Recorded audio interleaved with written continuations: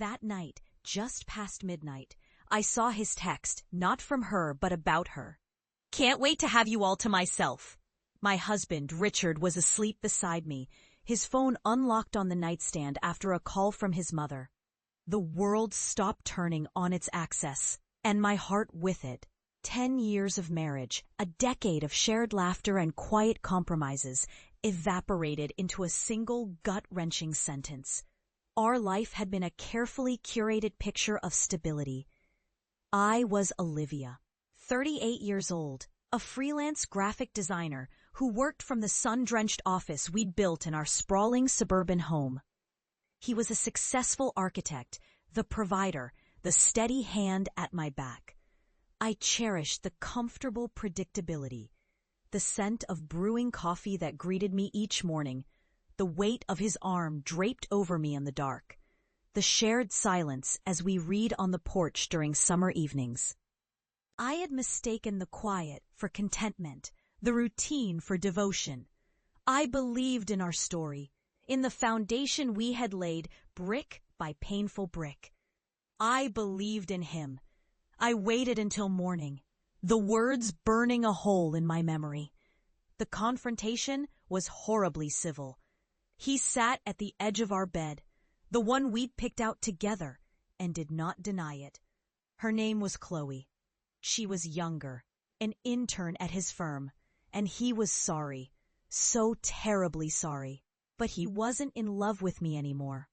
His apology was a hollow echo in the space between us. He packed a single suitcase, the silence in the room punctuated only by the crisp folding of his shirts and the soft zip of the bag.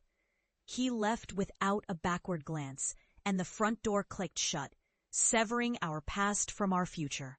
The silence he left behind wasn't empty. It was a physical presence, a heavy blanket of grief that smothered every room in the house that was no longer our home. The first few weeks were a blur of rage and sorrow. I walked through the house like a ghost, my footsteps echoing in the hollow chambers of my life.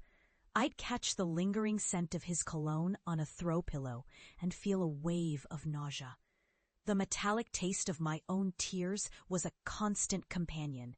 The bed felt cavernous, cold on his side. This house, our masterpiece, had become my prison. The mortgage payments, once a shared responsibility, were now a mountain I had to climb alone. Desperate to fill the suffocating silence and stay financially afloat, I decided to rent out our finished basement apartment. I posted a simple ad online, requesting someone quiet, respectful, a student perhaps. A young man named Marcus replied. His emails were polite and to the point. He was a graduate student in music theory, and he needed a place immediately.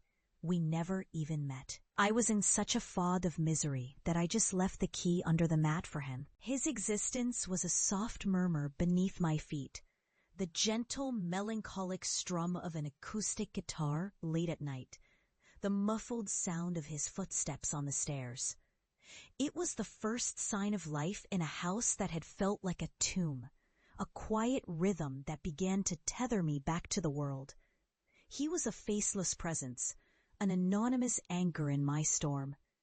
Then came the storm, a real one, that knocked the power out one Tuesday night. The darkness was absolute, and with it came the crushing weight of my loneliness. I sat huddled on the sofa, tremors running through me, when I heard a soft, hesitant knock on the interior door that led to the basement. I opened it to find him standing there, his face illuminated by the flickering flame of a single candle. It was the first time I had truly seen him. Marcus was younger than I expected, maybe 25, with deep, kind eyes full of a startling concern. He held out a flashlight and a small silver thermos. "I heard the power go out," he said, his voice softer than I imagined. "I made some tea, thought you might be cold." Something in his simple, unguarded kindness broke through my defenses. Standing there in the dark, with the scent of rain and candle wax filling the air, I heard myself whisper the words I had not yet said aloud to anyone. My husband left me. The confession hung between us, fragile and heavy.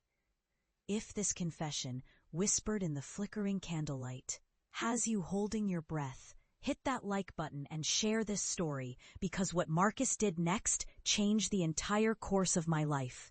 He did not offer empty platitudes or look away in discomfort. He just nodded slowly, his gaze never leaving mine. "I'm sorry," he said, and I believed him. He led me to my kitchen table, and we sat in the dark, sharing his tea, which tasted of chamomile and honey. He did not press for details. Instead, he told me about losing his father to cancer 2 years ago, about the specific kind of silence that loss leaves behind. We talked for hours, not as a landlord and a tenant, not as a broken older woman and a young man, but as two people who understood the landscape of grief. The air was filled with the sounds of the storm outside and the low, comforting timbre of his voice. When the lights finally flickered back on, the harsh glare felt like an intrusion. The spell was broken, but the connection remained. After that night, the house began to change. He started leaving a single perfect rose from my neglected garden on my doorstep each morning. I started baking again, leaving plates of warm cookies for him. Our brief hallway encounters turned into long conversations. We talked about his music, my design work, our dreams. The 15-year gap in our ages seemed to dissolve, replaced by a profound emotional understanding. He saw me, not as the woman who was left behind, but simply as Olivia. One evening, he found me in the garden, trying and failing to pull weeds, tears streaming down my face. He said nothing. He simply knelt beside me, took my soil-stained hand in his, and held it. His touch was a jolt of electricity, a current of warmth that traveled straight to my frozen heart. It was terrifying and thrilling all at once. In that single, silent gesture, he offered more comfort and ignited more hope than a decade of marriage ever had. That touch lingered long after he let go, a ghost of warmth on my skin. That night, I wasn't grieving a lost love. I was contemplating a new, terrifying, and beautiful beginning. The house no longer felt empty or haunted. It was filled with the possibility of Marcus, with the low hum of his music drifting up through the floorboards. I was a woman who had been shattered by infidelity, but for the first time, I felt like I was becoming whole again. His quiet presence was a promise, a slow-burn romance that was coaxing the embers of my heart back to life. My healing had finally begun, not by trying to forget the past, but by having the courage to allow an unexpected love to find me right where I was. If you crave more raw, emotional confessions, please like, share, and subscribe. Your next chapter awaits.